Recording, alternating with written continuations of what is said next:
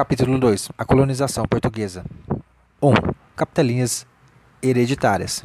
Como Portugal não tinha recursos próprios para implementar um sistema administrativo em sua colônia americana, resolveu transferir o ônus da colonização para a empresa particular. Dessa forma, Dom João III dividiu o Brasil em 14 capitanias, perfazendo 15 lotes distribuídos a 12 donatários. O donatário passaria a ser a autoridade máxima dentro da capitania, tendo a responsabilidade de desenvolvê-la com seus recursos e, com a sua morte, a administração passaria para seus herdeiros. Daí sua denominação capitania hereditária. Documento original da divisão do Brasil em capitanias, identificadas ainda pelo nome de seus donatários. A opção pelo sistema de capitanias hereditárias foi determinada por uma série de fatores.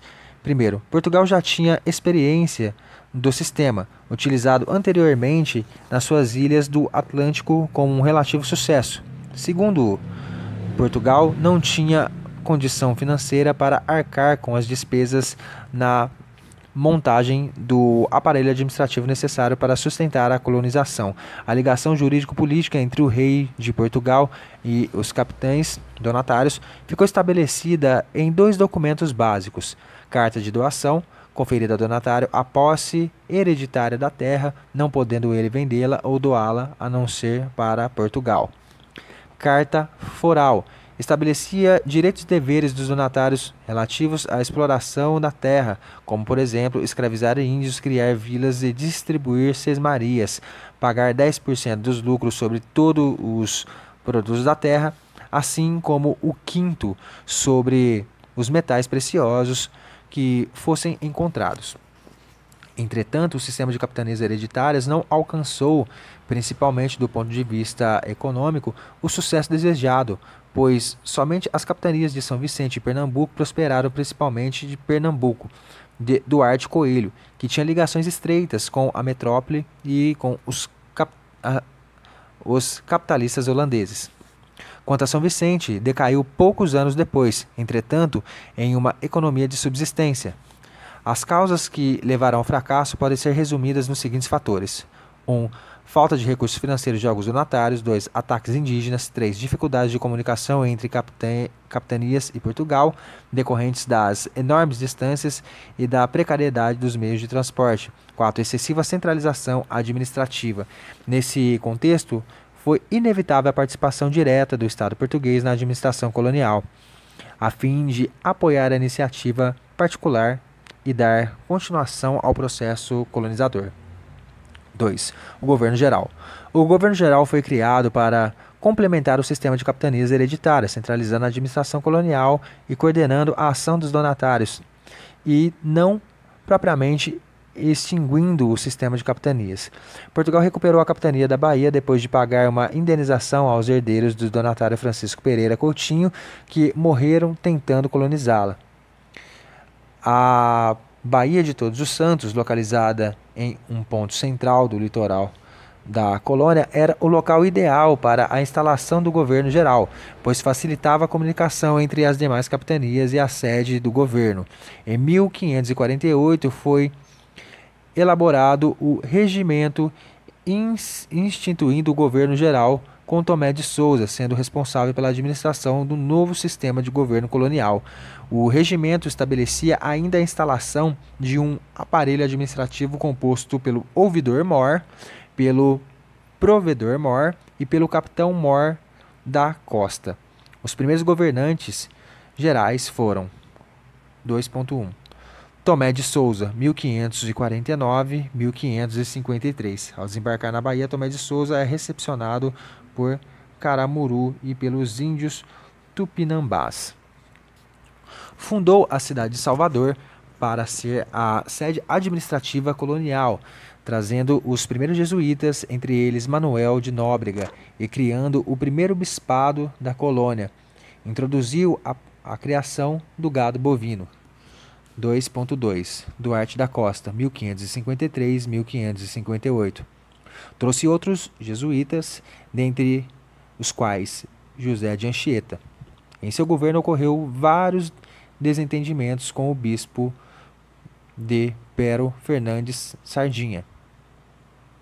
provocados principalmente pelas críticas que o bispo fazia ao comportamento moral de Álvaro da Costa, filho do governador. Em 1555, os franceses invadiram o Rio de Janeiro, fundando a chamada França Antártica, colônia de refugiados calvinistas. No ano anterior, em 1554, houve a fundação de São Paulo pelos jesuítas Manuel da Nóbrega e José de Anchieta. 2.3 Mendes Sá, 1558-1572. Consolidou a administração colonial por meio da expansão agrícola, da criação de gado e o aumento do volume do tráfico de escravos. Em 1563, os jesuítas José de Anchieta e Manuel da Nóbrega fizeram a paz do Iperoig com os índios tamoios que ameaçavam São Paulo e São Vicente. Expulsou os franceses com o auxílio de tropas portuguesas, comandadas por seu sobrinho Estácio de Sá, que fundou a cidade do Rio de Janeiro em março de 1565. Em 1573, devido à expansão territorial e ao perigo de invasões estrangeiras, Portugal resolveu dividir a administração colonial, uma administração ao norte com a capitania de Salvador e outra ao sul com a capitania do Rio de Janeiro. Todavia, em 1578, o rei Dom Sebastião, não satisfeito com os resultados da experiência, decidiu reunificar novamente a administração e, assim, Salvador retornou à condição de capital da colônia. 3. As câmaras municipais. São as câmaras municipais que constituem a verdadeira e quase única administração da colônia.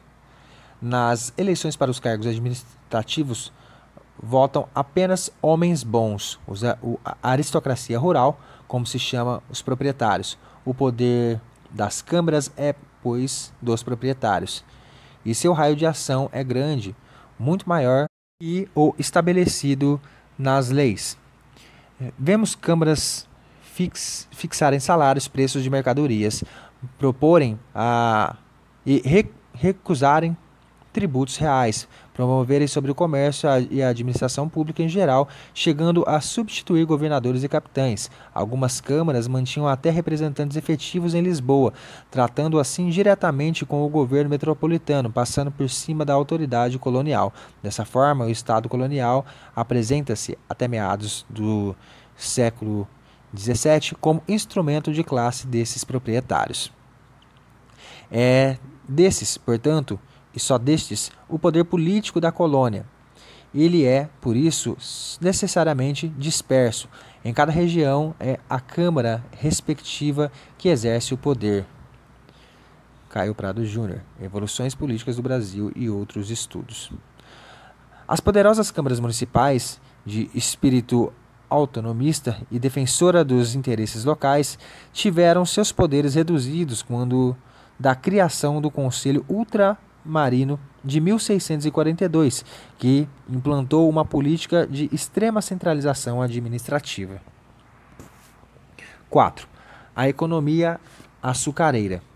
A decisão de Portugal de colonizar o Brasil é resultado de 3 fatores principais. 1. A decadência do comércio português no Oriente por causa principalmente de concorrência estrangeira. Por outro lado, Portugal sofre pressões políticas de outros países europeus descontentes com a partilha luso-espanhola. 2. A crise econômica, porque passa Portugal, resultando da decadência do comércio oriental. 3. O receio de perder o território, ou outra parte dele, pelo menos, para franceses, que já fazia contrabando do pau-brasil há muito tempo. Dessa forma, o rei Dom João III resolveu enviar ao Brasil a expedição marítima Afonso de Souza com a missão de implantar o sistema colonial. A colonização, nas circunstâncias do momento, deveria obedecer à falta de recursos para a montagem da empresa colonial e, ao mesmo tempo, extrair o máximo possível.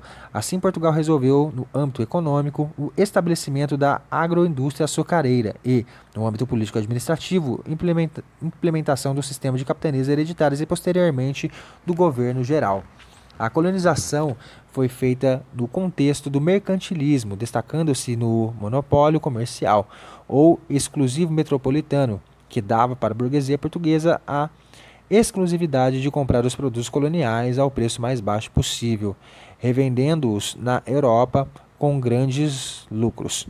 Por outro lado, a burguesia também tinha o direito de revender produtos europeus dentro do mercado colonial ao preço mais alto possível. Monopólio, Brasil de compra, Portugal monopólio de venda. Mercado europeu, colocação de produto, compra de produto. O açúcar já era conhecido dos europeus desde a época medieval, quando os cruzados o trouxeram do Oriente. Mais tarde, passou a ser cultivado em pequena escala no sul da Itália. Tanto do Oriente como do sul da Itália, o distribuidor era a República de Veneza, que vendia o açúcar em pequenas quantidades, dando seu grande valor. O açúcar passou a ser mais consumido quando Portugal começou a produzi-lo nas ilhas do Atlântico, Madeira e Cabo Verde, e a distribuição ficava a cargo dos holandeses. Monocultura, mais latifúndio, mais escravidão, igual a comércio externo, igual a plantation. Com a decisão de colonizar o Brasil e dele tirar lucros, Portugal resolveu sustentar a empresa colonial com a produção açucareira. Os fatores principais que compõem a estrutura da economia açucareira são grandes propriedades, monocultura, mão de obra escrava, produção voltada para o exterior, participação holandesa, investimento, transporte, refinação e distribuição na Europa. 4.1 O engenho, a unidade de produção. O engenho era a unidade produtiva da economia açucareira. Localizava-se no interior da grande propriedade, sendo composto de casa grande, senzala, capela e casa do engenho. A casa grande era a residência do senhor de engenho e centro de comando de toda a atividade econômica e social do engenho. A senzala era um grande galpão onde habitavam os escravos negros, em precária situação, às vezes amontoados uns aos outros.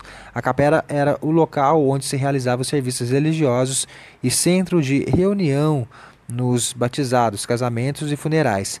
A casa do engenho abrangia todas as instalações destinadas ao preparo de açúcar e era composta de moenda, fornalhas, casa de purgar e galpões. 4.2 A sociedade açucareira. A sociedade colonial do período açucareiro, que se desenvolveu nos séculos 16 e 17, refletia, sem dúvidas, as relações de produção existentes. Assim, a estrutura da sociedade estava baseada essencialmente em duas classes opostas. De um lado, a classe senhorial, ou de proprietários, e de outro, os escravos.